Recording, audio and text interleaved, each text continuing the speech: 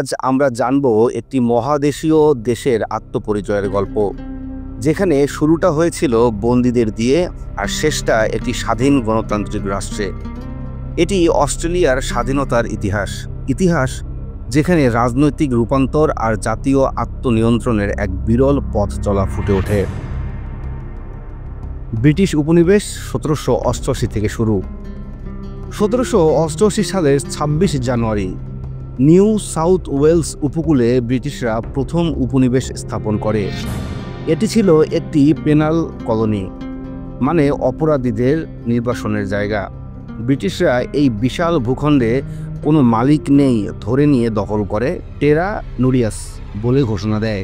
কিন্তু এখানেই বসবাস করছিল হাজার বছরের পুরনো সভ্যতা, আদিবাসী অস্ট্রেলিয়ান জাতিগোষ্ঠী, aboriginal and Torres Strait Islander people's.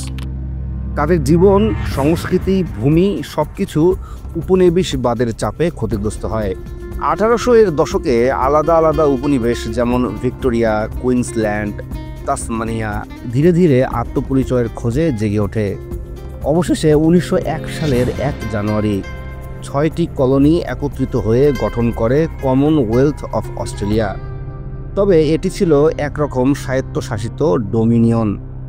শেষ কথা বলতেন ব্রিটিশ রাজা রানীর প্রতিনিধি, অর্থাৎ গভর্নর জেনারেল।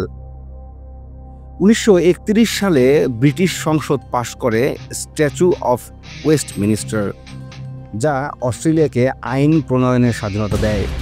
কিন্তু অস্ট্রেলিয়া সেটি পুরোপুরি বাস্তবায়ন করে 1942 সালে, এবং তা ফিরে রিট্রোঅ্যাক্টিভিটি হয় 1939 সাল থেকে। দ্বিতীয় বিশ্বযুদ্ধ শুরু হওয়ার সময় থেকেই এই সময় থেকেই অস্ট্রেলিয়া আন্তর্জাতিক কূটনীতিতে নিজের সিদ্ধান্ত নিতে শুরু করে। তবে পুরোপুরি স্বাধীন হতে সময় লাগে আরও বহু বছর। 1986 সালে অস্ট্রেলিয়া অ্যাক্ট পাস হয়। এর মাধ্যমে ব্রিটিশ সংসদ আর অস্ট্রেলিয়ার কোনো আইনি বাতিল বা সংশোধন করতে পারে না। এমনকি ব্রিটিশ আদালতের বিচারিক ক্ষমতাও এখান থেকে শেষ হয়ে যায়। আজকের অস্ট্রেলিয়া হলো একটি সাংবিধানিক রাজতন্ত্র, যেখানে রাষ্ট্রপ্রধান এখনও ব্রিটিশ রাজা চার্লস III, প্রকাশকাল 2025 অনুযায়ী। তবে 1999 সালে একটি গণভোট হয় অস্ট্রেলিয়া কি রাজতন্ত্র থেকে সরে গিয়ে রিপাবলিক হবে কিনা। 55% মানুষ তখন বলেন না। এই বিতর্ক এখনও চলমান, বিশেষ করে তরুণ প্রজন্মের মধ্যে। স্বাধীনতার গল্পে বড় একটি প্রশ্ন রয়ে গেছে, আদিবাসীদের ভূমিকা কী? তাদের ভূমি কেড়ে নেওয়া, জোরপূর্বক শিশুদের সরিয়ে নেওয়া, স্টলেন জেনারেশনস এবং সামাজিক বৈষম্য আজও তাদের প্রভাবিত করছে।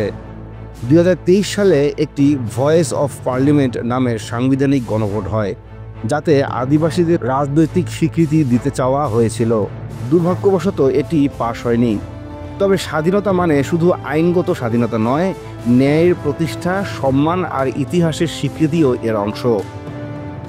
অস্ট্রেলিয়ার স্বাধীনতা কোনো এক দিনের ঘটনা নয়, এটা এক দীর্ঘ, জটিল কিন্তু অবিচল যাত্রা। বন্দীদের উপনিবেশ থেকে আজকের আধুনিক গণতান্ত্রিক রাষ্ট্র, এ এক অসাধারণ রূপান্তর। এই ইতিহাস আমাদের মনে করিয়ে দেয়, স্বাধীনতা শুধু অধিকার নয়, দায়িত্বও বটে। আর সেই দায়িত্ব সমাজের প্রতিটি মানুষকে মর্যাদা দেওয়ার মাধ্যমেই পূর্ণতা পায়। আপনি যদি এই ধরনের আরও আপডেট ও বিশ্লেষণ পেতে চান, তাহলে এখনই আমাদের ইউটিউব চ্যানেলটি সাবস্ক্রাইব করুন এবং পাশে থাকা বেল আইকনে ক্লিক করতে ভুলবেন না।